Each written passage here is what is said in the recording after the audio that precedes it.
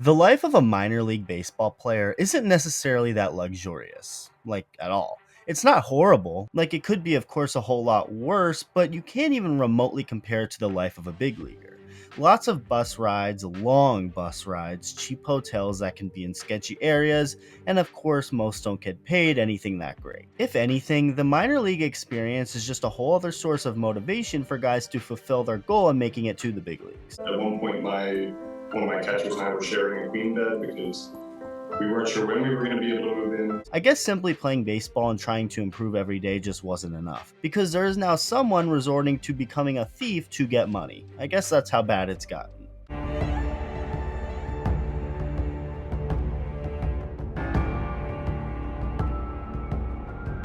Several years ago, and by several years ago I mean over 20 years ago, the Yankees had to release one of their players for stealing equipment.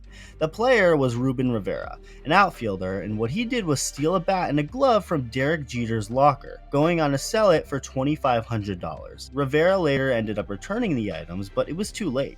The players played a massive part in his release, with the team voting unanimously for it to happen.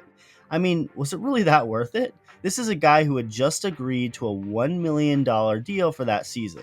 He really needed that $2,500? When asked about the situation, Mariano Rivera, his literal cousin, said, quote, "I won't be able to say anything about what happened. If someone is to say something, it will be him."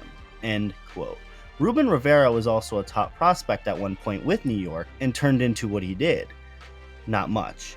It seems like the Yankees have some really bad luck with this kind of stuff, because the exact same thing happened again, this time a little more extreme if anything. Jacob Sanford is a solid prospect for the New York Yankees. After hitting .398 with an OPS over 1200 for Western Kentucky University in 2019, the Yankees drafted him with their third round pick, giving him a signing bonus of about $600,000. He didn't play at all in 2020, but actually had a really good 2021 season, hitting .285 with an .823 OPS in 101 games between low and high A. As of now, Sanford is no longer a part of the Yankees organization, and that is because he was caught stealing his own teammates' equipment to sell and scam people for money. The team actually released him a week ago out of seemingly nowhere, as nobody really knew why they did so, but we of course now know what was going on.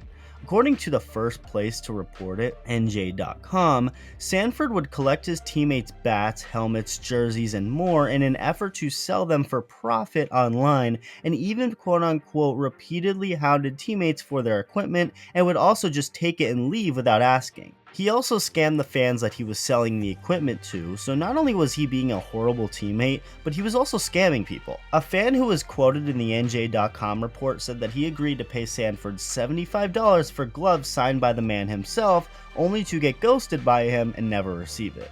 Another fan allegedly paid $600 for merchandise, only to never receive it. Sanford has since deactivated his social media accounts since it happened. This is a very unfortunate situation, one that has happened before, and both of these instances were with the Yankees. Like I said, I guess they don't have great luck with this. Let me know in the comments what you think about all this, and thank you for watching.